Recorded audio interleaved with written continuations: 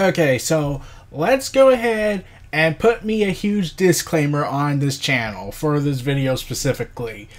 I do not know about African culture. I do not study African culture. I've studied African history, but I've never studied the cultures of various African tribal movements and whatnot.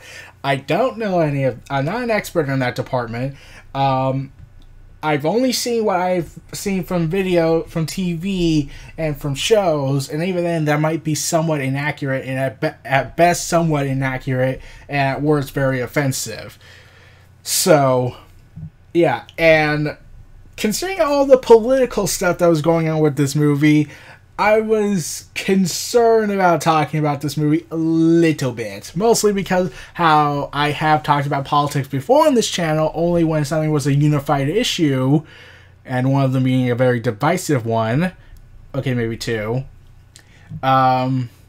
Yeah, I was a little but I do have a political mindset from time to time, as it's clearly been shown over the FCC incident. But I want to at least guess what I think this movie was trying to tell me. Okay, so we got that out of the way. I hope I got everything straight up and whatnot and fixed. And also, just to clarify, I am mixed ancestry. I'm African American and Caucasian, yada yada yada. Yeah, so we see the Black Panther movie. Me and my mother went to go see it. And, okay, I was telling her beforehand this was a Marvel movie because she got confused of what this was. She didn't know it was a Marvel movie specifically, but that's a different matter. I was going into this movie just saying it's a movie, it's a movie, it's a movie, because I did not want to get all the political, racial, and yada yada yada because of what's going on in the world, especially since 2016 happened, more so. So, yeah, but here's the thing about this movie that's a little that makes it a little bit different from Marvel. There's a lot of the Marvel cliches in there, like the humor's in there, the love interest female character basically being not really much of a use in terms of character development. Yeah. So, oh, and speaking of love interest characters, Jane Foster, who's played by Natalie Portman. Yeah, apparently I had learned after Thor Ragnarok and after I made my video that Jane Foster's character, actress Natalie Portman, had a dispute with Marvel, and it led to a separation, and they had to write in that bullshit explanation as to why they broke up, even though that doesn't make any sense because in between Age of Ultron and Thor Ragnarok, they were too busy doing different... one hadn't shown up and the other one was out saving the world. So when would he have time to reconnect with Jane and whatnot? Okay, I'm getting off topic here. Probably because I want to avoid the inevitable, but yeah. Yeah, when Black Panther came out and it was shown in Captain America Civil War, it was a very interesting thing because a lot of people were getting hyped up about it. Like, they liked the actor who plays him, Chadwick Boseman, who returns this time to play T'Challa, aka Black Panther, and it's with a very ensemble cast of African Americans, including Forrest Whitaker, because I was like, wait. Forrest Whitaker's in this movie? Wait, that's Forrest Whitaker? Huh. I've had a feeling I knew him from the side of his eye looking... I don't want to say it, so... Yeah. And, like, Andy Serkis is in this movie, which I was like, wait, I could have sworn Andy Serkis was in a Marvel movie. Who was he? And then I remembered, oh yeah, he was in Age of Ultron. Louis Clooney. I'm pretty sure I pronounced his last name wrong, but Louis. Yeah, I never watched a single trailer. I just knew it was going to talk about Wakanda and the fate of the whole world at hand, even though really we already know how this is going to go. Yeah, here's the major problem when it comes to doing a cinematic universe with a major crossover movie right around the corner. You don't get the tension. You just don't. Like, you've seen from the trailers, it's clearly obvious from the Infinity War trailer that, yes, everyone's going to make it all right. We see some of these characters show up. We know Wakanda is going to be safe because there are times where we're in Wakanda. We know this is all going to happen, so yeah, we already know what's going to happen. So, okay. We learn the backstory about what Wakanda is because, whereas people might say, but we read the comics, except that doesn't work because this is a movie version and therefore it's a different interpretation, and I've never read the comics. Like, I've never read any of the comics. Except for the Darth Vader comic, except that's just recently. By the way, I'll talk about that soon. That might be my 600th video. So, yeah. This is 599. So we learn the backstory about how these 5 African tribes went to war over a meteorite of alien metal called vibranium. A warrior apparently ingested a heart-shaped herb that was affected by the metal and gained superhuman abilities. He became the first Black Panther and unified the tribes to form the nation of Wakanda. Though the Jabari tribe, I'm pretty sure I pronounced that wrong. Okay, let's just also put another disclaimer. I might get names wrong on this, mostly because I am not good at pronouncing foreign descent names. Like, it took me a while to pronounce Kazuchika Okada, pronouncing Hiroshi Tanahashi correctly. And that took me a while. So, yeah. Over time, we see the Wakandas eventually developing, using the vibranium to develop a highly advanced technological society, and chose to isolate themselves from the rest of the world by posing as a third world country because of man's violence. So, yeah. And then we skip forward to centuries later in 1992. While on an undercover assignment in Oakland, California, Prince Najobu became convinced that Wakanda's isolationist policy has done more harm than good and vowed to share his technology with the people of African descent around the world in order to help them conquer their oppressors. And Najaburu enlisted a black market arms dealer, Luisis, to infiltrate Wakanda and steal a cache of vibranium, which, compared to how much vibranium they have, is next to craziness and overly the top mountain full of it. And just one little part of it is enough to go ahead and distribute it to a quarter of the world, at least, from what I've seen. So, vibranium is now in the market competing with the Chitauri weaponry, and how long did that take me to pronounce? In fact, I'm surprised I even got that correct. So, Chitauri and vibranium technology. Yeah, I was wondering if we would ever see that fight. So, yeah, however, Prince Najubu is visited by his brother, King Chakaka. Okay, Chakara. Like I said, I'm gonna get all these names wrong probably. Learned that from an undercover agent, Zuru, I believe, confronted Najubu when Najubu attacked Zuru, who I am just not good at this. Chakara reluctantly killed him and ordered Zuru to lie that Najubu had disappeared. And all throughout this, we see kids outside staring at the Wakanda ship, trying to wonder where the hell it came from. And I was like, considering how we already established Luisis, there has to be another source of income here. And the fact that this guy isolated himself in Wakanda, yeah, I'm pretty sure I know where this is partially going to go. So then we move forward to present day, about a week after Civil War. Following Chakara's death at the hands of Zemo, who is quite honestly one of my favorite MCU villains because, let's really think about this. He had no powers, he had no big skill set, or as Taken has now made it, a very particular set of skills. Skills he has acquired over a very long career. Well, actually, he was in the military of Sokovia, but that's a different matter. He managed to do what not the superpower people could do, not what aliens could do, and probably what not Thanos could do until Infinity War happens. Divide the Avengers into a civil war. So T'Challa returns to Wakanda to assume the throne, and I was also wondering, when exactly does Captain America come in to do the political asylum thing? Does that happen after this movie? Before this movie? And I was wondering, how long will it be till we see Captain America in this movie? I kept thinking Captain America would be in this movie. Yeah, he doesn't appear in this movie. So, yeah. So, anyways, he and Okoro, the leader of the Daria Magia fighting force, I'm telling you, I'm getting this wrong, so please do not go hashtag triggered and offended by everything I say.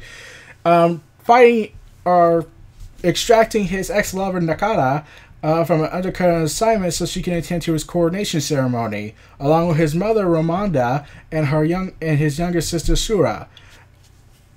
At the ceremony, the Jabari tribe leader Mapuku challenges T'Challa for the crown, but T'Challa defeats Mapuku. I am just not good at this. In ritual combat, becoming the new king, he allows the Jabari tribe leader to live. And here's the thing: this actually serves a huge purpose. It actually kind of plays a big role. Why I found this scene very important. I'll get to that later on. So, we see how... Oh, and by the way, there is... Okay, I know people like to call this the biggest thing ever and the masterpiece it was meant to be. Yeah, there's a moment in this movie that really makes it partially dated. Specifically, the scene that we saw. I wasn't laughing because I was like, oh god. Probably because my sister says it a lot.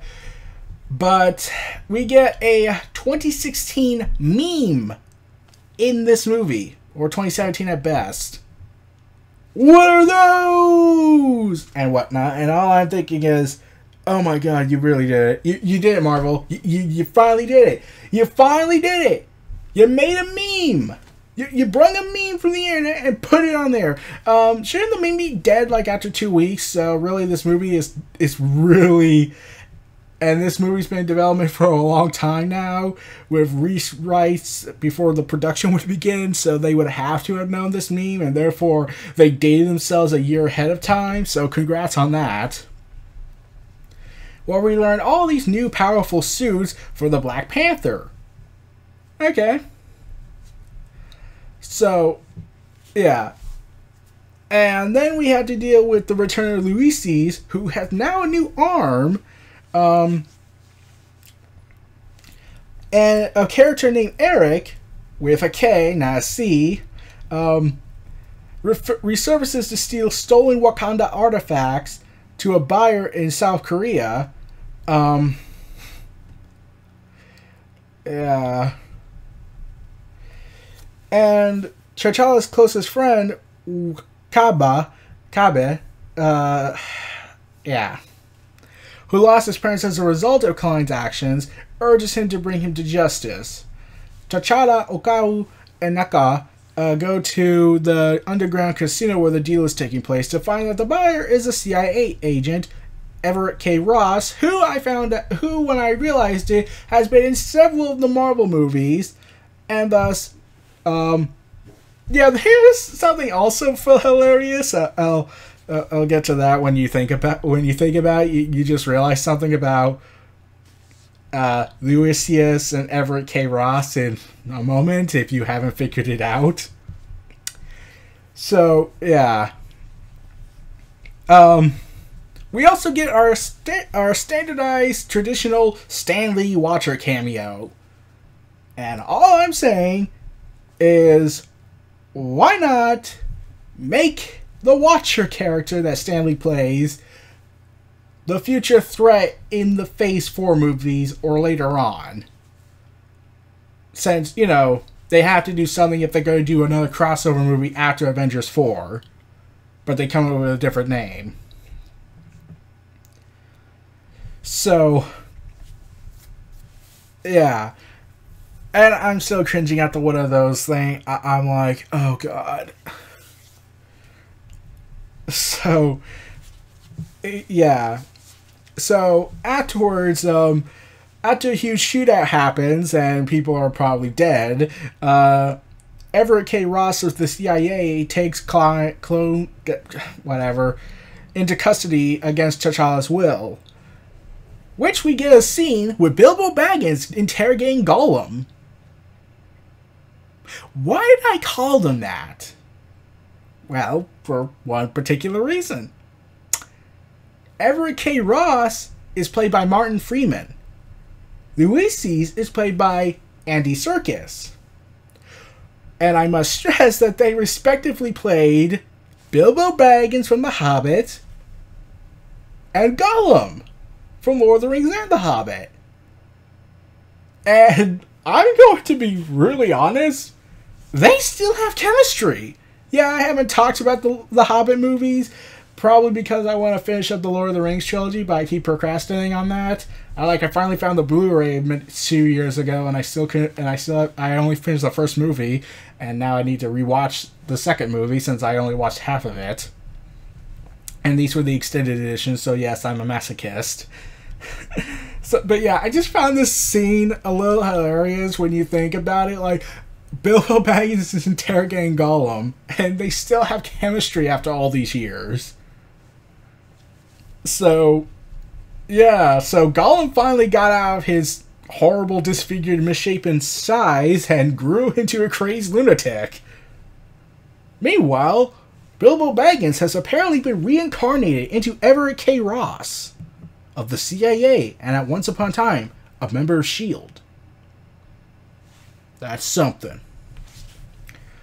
And now we get the whole Eric going ahead and being broken out. But before we get that, Ulysses tells Ross that Wakanda's international image is just a front for a technologically advanced civilization before being broken out by ex-US Black Ops soldier who goes by the name Killmonger, Eric. Ross is seriously injured during the attack protecting the love interest, I believe.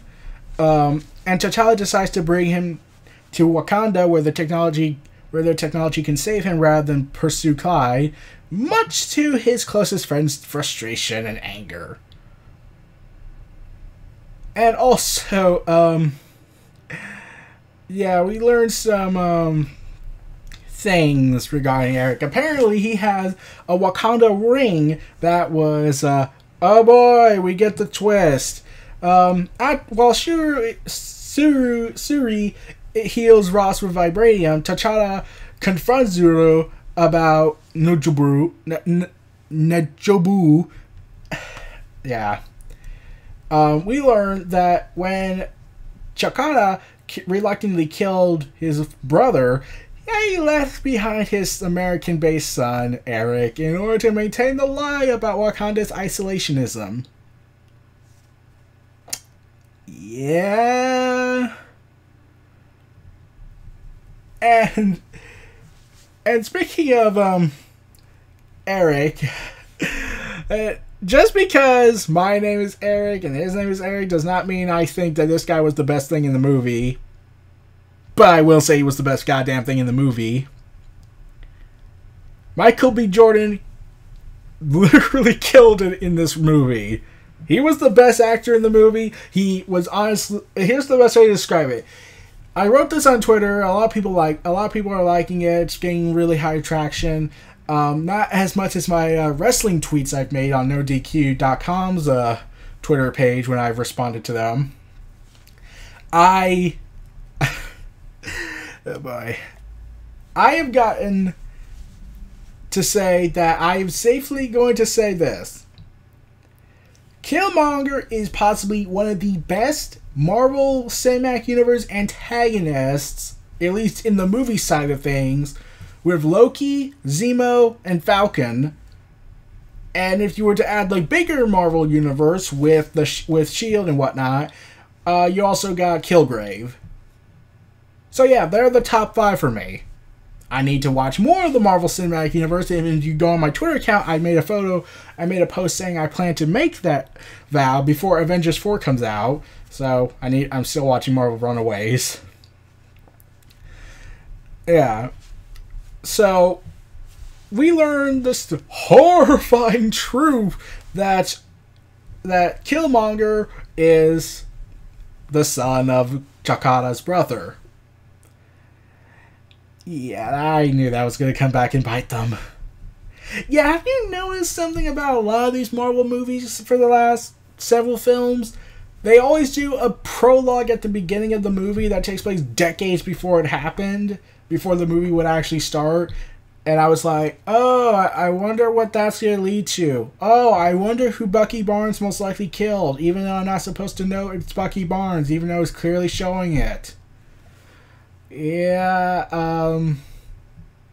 hashtag it's all connected! Yeah, anyways.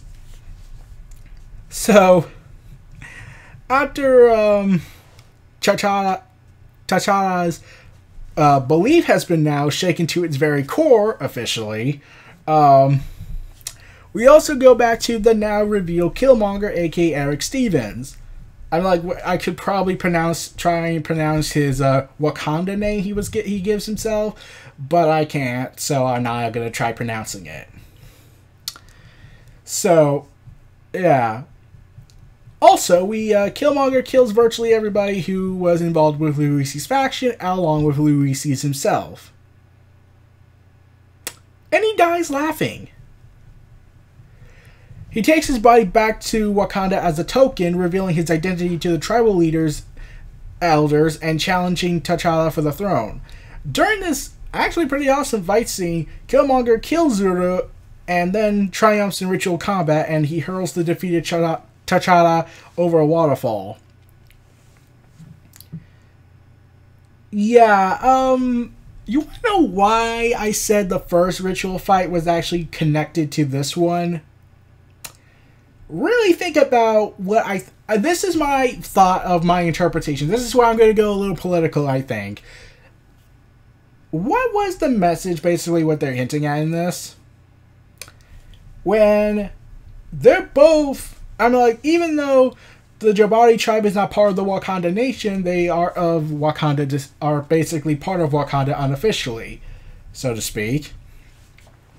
And they have participated in some of the ritual combats, trying to get the throne for themselves, but they never succeed, from what I've gathered from this whole movie.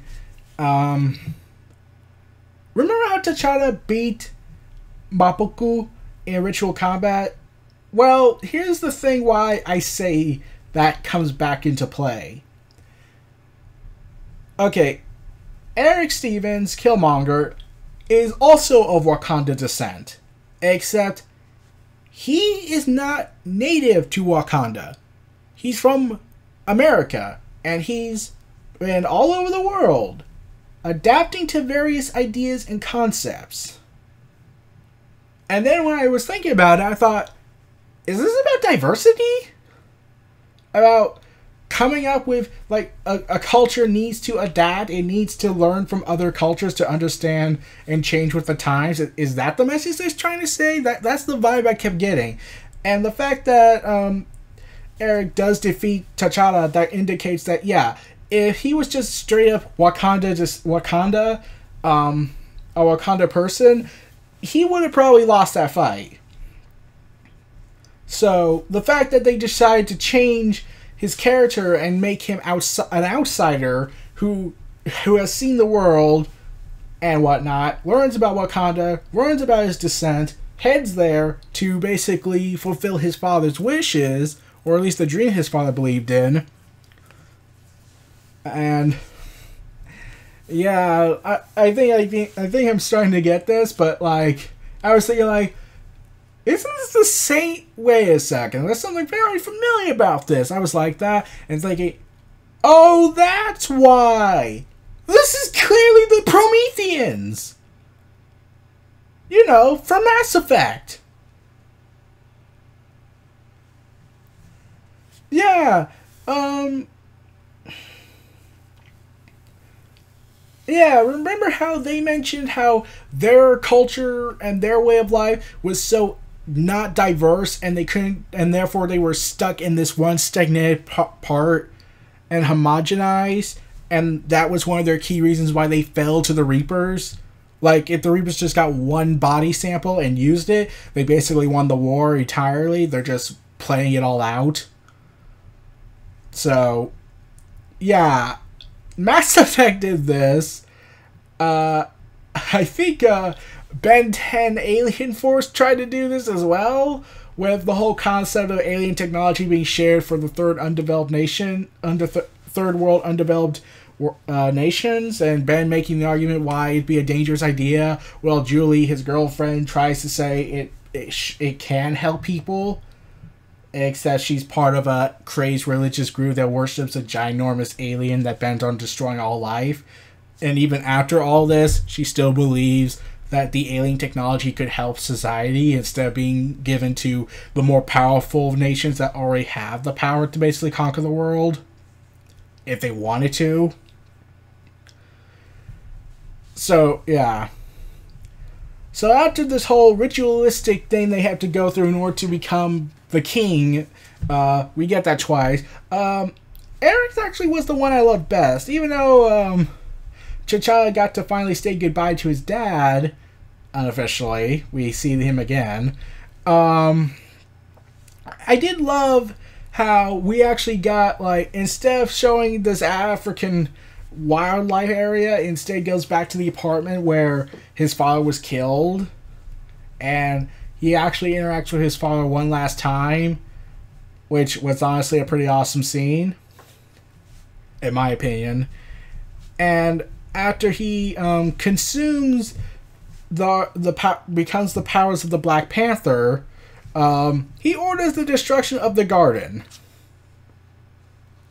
Yeah. And then Killmonger prepares to enact his plan to go ahead and start sending shipments out to Wakanda-based weaponry to be distributed to operatives around the world. Supported by Wakaba and his army, and to an extent the guards, Naka, Shura, Ramonda, and Ross flee to seek aid of the Jabari. And at the home of that tribe, the group find a comatose T'Challa, rescued by Jabari in repayment for him sparing Mpoku's life, and healed by the heart-shaped herb brought by Naka, following a confrontation between T'Challa and his dad in the afterlife, or something, or the spirit realm, or the ancestral plane. I think that's what they called it. I'm trying to remember. We get this epic confrontation between T'Challa and Killmonger competing for the right to who's the leader. And Killmonger says, nah, I'm in charge now, so I don't really need to do that anymore. Let's kill this son of a bitch, basically. And when they did the scene where he orders the burning of the garden, I was like, oh, this is what they're doing. I think I know what they're doing. Like, really think about it. When the past kings kept Wakanda in a state of isolationism, they go ahead and further might have created problems with the creation of a guy like Killmonger, who is of Wakanda descent, and creating, his father becoming a very, like, somewhat guilt-ridden to believe that he needs, that he feels like Wakanda can help the world. And then T'Challa and Chakada have to deal with the issues that they've created, which leads to this thing. They're not saying cultural diversity is a bad thing. I get the feeling they're trying to say diversity is not a bad thing, but there's a difference. Like, they're on the opposite end of the spectrum. Killmonger and T'Challa. T'Challa is the isolationist, and Killmonger is the diversity guy. Except, here's the thing. Killmonger operates not in the middle spectrum, he operates in the very far side spectrum. As in, he's going to culturally assimilate all the other the old Wakanda culture and basically turn it into something else. So basically he's destroying an ancient tradition that if the nation had chose this route, that's their choice, but he's forcing it upon them. He even threatened a woman. So yeah, I'm pretty sure the feminists of the world are going to be pissed off. Or at least the crazed feminist lunatics who want to go ahead and basically think that all men are the devils, pretty much. Yeah, I'm surprised I have not heard an outcry yet. Like, people like women, like SJWs freaked out over the whole Apocalypse choking Mystique billboard, but in a movie, that's a different story?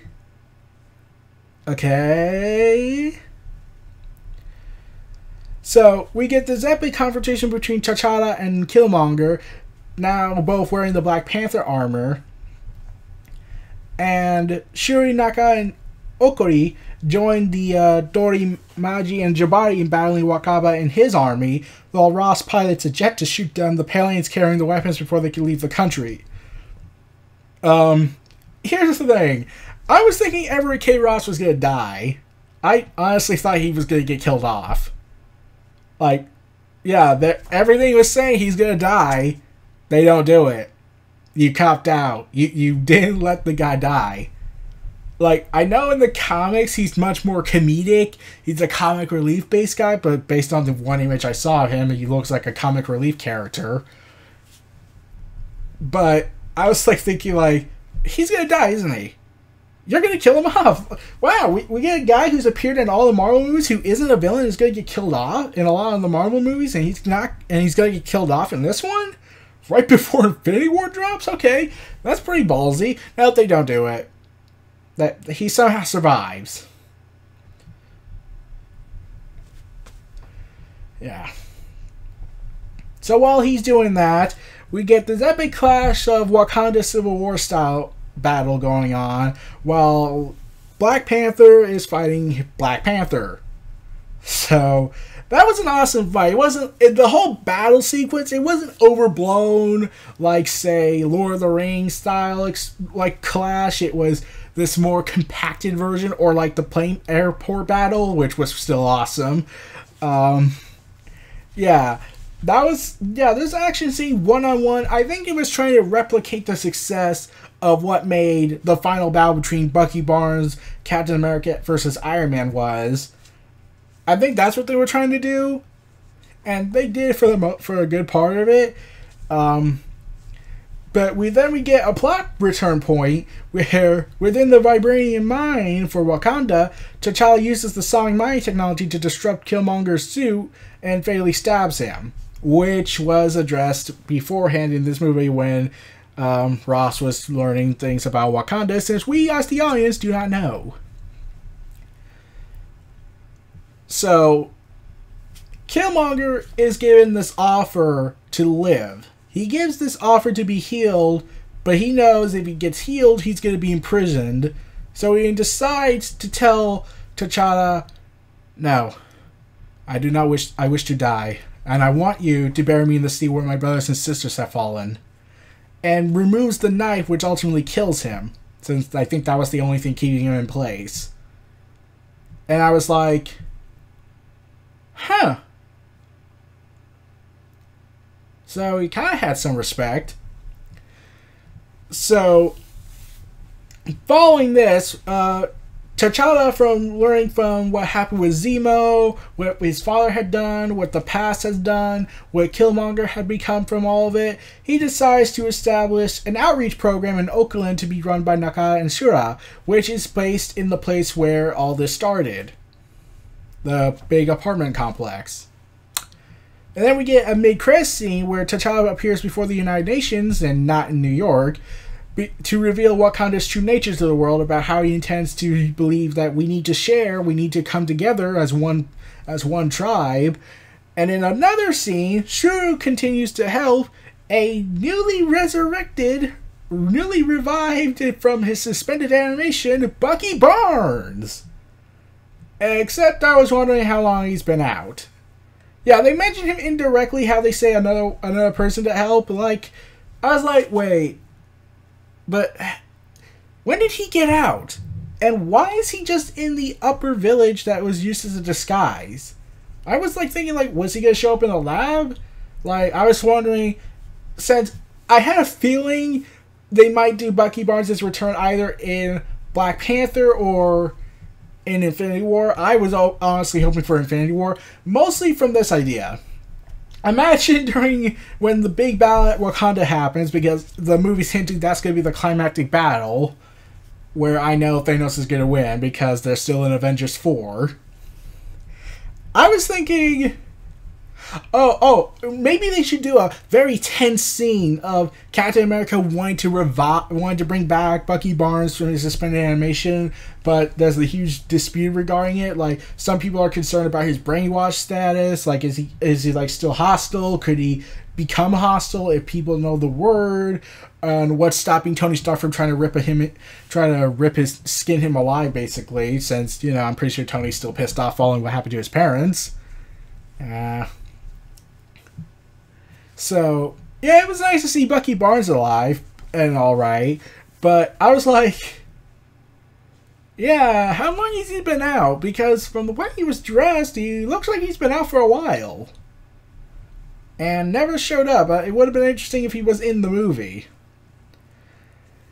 So, yeah, Black Panther was a good movie for me. It's not this great epic phenomenon that was going to happen. Like, I get it's important for some people, I really do. And honestly, I can understand. But like I said, all the actors are great. All the actors are great. We get some good performances.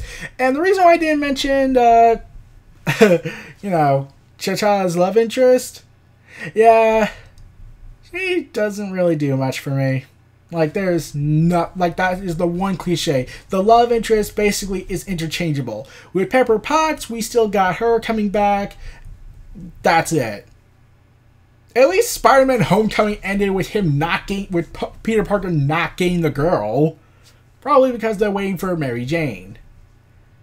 And plus, they're going to have to kill out Gwen soon, if they do bring her in the MCU.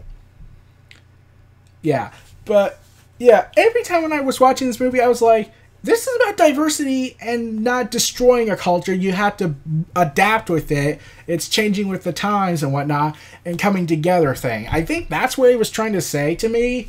And I was like, so the Marvel movie that everyone's been saying that they want something different, and some people are still complaining about that. Yeah, this had 100% on Rotten Tomatoes, and then it lost its 1% because of one reviewer. You want to know what this reviewer was saying? I don't know what his name was, but I read the review a little bit, and his basic complaint was this: Black Panther doesn't punch enough bad guys. And I was like, so nothing. You're just complaining for the sake of complaining. Because, really think about this. Logan, the R-rated movie, yeah, that features some action scenes. Like, it's basically a chase movie, point A to point B thing with going through all these other events. But the action thing was never the focus. It was the characters. If we wanted to straight up action, we could just watch the Avengers. The first one. So, yeah. And everyone's, and like, I think they took I think people kind of overhyped the phenomenon thing, like, way too much, because I was like, you do realize this is run by Disney, who's run by a white guy. Kevin Feige, the producer, is a white guy, and whatnot. They had to have approved of this, so basically this movie couldn't have been made if they didn't approve of it, and so forth. And I really don't care, because it's a movie to me. It's not this revolutionary film. It's a comic book movie for me. A superhero movie that is trying to say something, is trying to say something timeless. I get it. And I had a little discussion with my mother, like, regarding, like, some people actually were saying Killmonger did nothing wrong, which I understand why some people would think that. In fact, I wouldn't be surprised if there's a revolution one day and they use him as their symbol. Like, there were people that used the Hunger Games salute thing at a protest. So it doesn't come to question, like, whoa, would they use Killmonger as their inspiration for starting a revolution? Yeah, that wouldn't surprise me if they did. But yeah, I did like this movie, but I think it was trying to say something different. Instead of trying to destroy and conquer everything, me and my mom got into a little bit of a debate about this. Like, my mom was saying how the US did this and everything's all fucked up a little bit. I won't say why, and I will not reveal her name because I'm pretty sure some people are going to be pissed off. But, yeah.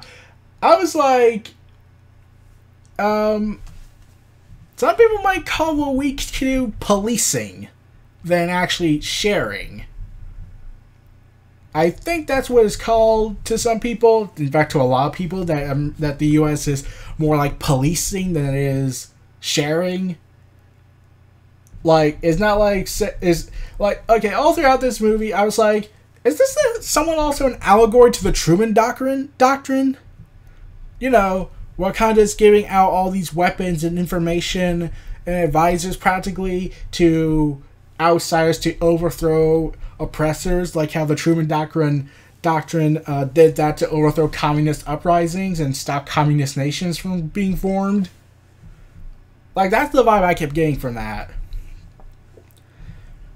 So, yeah, and honestly, a lot of people have been, like, praising this movie across the board. Like, there are some people who didn't like it, at least those who had legitimate reasons, instead of the whole, he did punching up bad guys. YMS made a video where he gave his arguments why he didn't like the movie, and he also said it was because of how overhyped people got with it.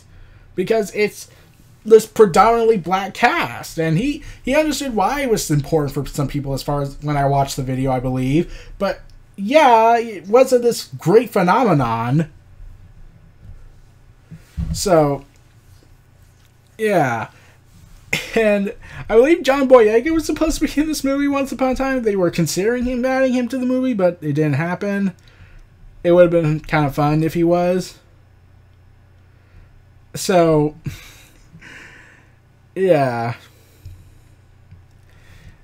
And I really loved a lot of the effects. I loved how unique the world looked to me, at least Wakanda. Like, it felt old school, but yet futuristic mentality. So, yeah, that's gotta say something. I don't think it's gonna, like, you know, defeat The Last Jedi in terms of box office performances. No. I believe that's gonna go to Infinity War, most likely. Or at least to Episode 9. But I'm really banking on Infinity War to be super freaking awesome. In fact, there is something I was wondering. Like, I was looking up the critical receptions of all the Marvel movies because I haven't done that in a while. And when I did, I found out, wait, Iron Man is still at the #1 spot? Yeah, it's been over 10 years, and up until Black Panther, no other movie has defeated Iron Man. Not even the first Avengers movie. That's at 92%. 94% is Iron Man on Rotten Tomatoes. Black Panther is at 97, and it has more reviewers and a bigger Metacritic score. So, if there are no negative reviews that decrease it to a huge amount by the end of its film run, then Black Panther will be the movie that ultimately defeats Iron Man's 10-year streak as the most critically positive response Marvel Cinematic Universe movie. Like, the lowest is Thor: The Dark World, and I was like, yeah, at least... And here's the thing, all the movies range from acceptable to awesome and legendary, or to some people, masterpieces. And I'm pretty certain Black Panther's reign at the top might be in danger in a couple of months when Infinity War drops. Like, I'm not expecting Ant-Man and the Wasp to top it, or Captain Marvel, unless people give it a big deal like they did with Black Panther. And surprisingly, now that I think about it, they didn't give this kind of big deal with Wonder Woman happen when they had a female director on it. Is it because DC rushed their universe and not developed it like Marvel did? Is that why it's considered much of a bigger deal? So, yeah, this is going to be very interesting to see where this movie run's going to go. I cannot wait for Infinity War, honestly. That's the movie I am the most excited for. But there is another movie I'm hugely excited for, Venom. I haven't talked about the trailer because there's not really much to talk about. But when the time comes, I'll talk about it when they release an actual full-length feature trailer, not the 3 weeks finished after recording and they already filmed up a trailer, which is just a teaser. So, yeah. Yeah. So, those were my thoughts on Marvel's Black Panther. This was Neo Reality Antenna. Feel free to like, comment, subscribe, and donate. Stay tuned for more.